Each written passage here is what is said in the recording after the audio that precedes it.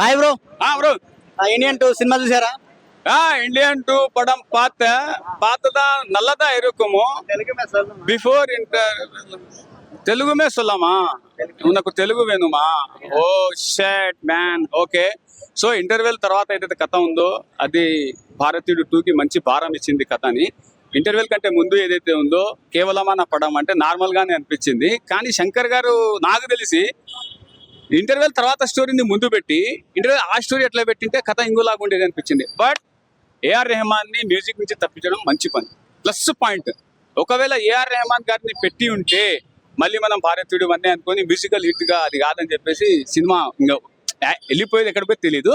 But Anirudh garu ఏం చేశారంటే maximum 60% AR Rahman movie song music ని కొద్దిగా కాపీ కొట్టారు. అండ్ నెక్స్ట్ ఓకే, సినిమా ఎలా అసలు గెటప్స్ కానీ ఇవన్నీ ఎలా ఉన్నాయి? కమల్ హాసన్ యాక్టింగ్ కానీ. సో అన్యాయాన్ని అరికట్టాలంటే ఫస్ట్ మనలోంచి మార్పు రావాలి. మనలోంచి మార్పు వచ్చింది అని అంటే దాని తర్వాత పర్యావసనాలు ఎలా ఉన్నాయి. భారతీయుడు చేసినటువంటి తప్పు ఏం తెలుసా? ఆయనకంటే అవసరం లేదు ఫ్యామిలీ కాబట్టి ఆయన వెళ్ళిపోయాడు, దేశం వెళ్ళిపోయాడు. సగటు కామన్ మ్యాన్ చేయాలి అని అంటే ఫ్యామిలీ పర్యాసనాలు జరుగుతాయి. ఆ పర్యాసనాలని ఎలా మనం ట్రీట్ చేసుకోవాలి అనేటువంటి ఇది చెప్పలేదు. ఇది పెద్ద బ్యాక్డ్రాప్ కథకి పెద్ద బ్యాక్డ్రాప్. ఇప్పుడు ఏమైంది, కమ్ ఇండియన్ అనేది అనేది మళ్ళీ గో బ్యాక్ అన్నారు. ఎందుకు అన్నారు అంటే ఈ మానసికంగా ఒత్తిడి తట్టుకలిగా గో బ్యాక్ అన్నారు. దీన్ని చెప్పకపోవడం ఇండియన్ 2 తప్పు. ఇది ఫ్లోగా ఉంది అంటున్నారు కదా. అదే పార్ట్ 1 స్టోరీని పార్ట్ 2 అదే ఇంటర్వెల్ కంటే ముందు ఇంటర్వెల్ తర్వాత కొద్దిగా వెనక ముందు చేసితే మళ్ళీ కథ బ్రహ్మాండంగా వచ్చేది. నెక్స్ట్ థింగ్ వచ్చేసి ఈసారి ఎవరైనా సమ్మెల్ చేసేటప్పుడు యాపిల్ కూడా ఇస్తుతా ఉన్నారు. జాగ్రత్త, యాపిల్ తీసుకుని జ్యూస్ పిండుకోండి. అర్థమైంది, అది అదే చూపించారు సినిమాలో కూడా. శంకర్ గారు ఫస్ట్ టైం యాపిల్ వేశారు. ఆయన మన రాఘవేంద్రరావు బొడ్డు మీద వేస్తే ఈయన జనాల మీద వేశారు. సూపర్ గా ఉంది. ఓకే, విజయ్ మాల్యా గురించి కొంచెం ఉందంటున్నారు. సో విజయ్ మాల్యా గురించి ప్రతి ఒక్కరు విజయ్ మాల్యానే. అర్థమైందా? ఆయన 10,000 కోట్లు చేశాడు.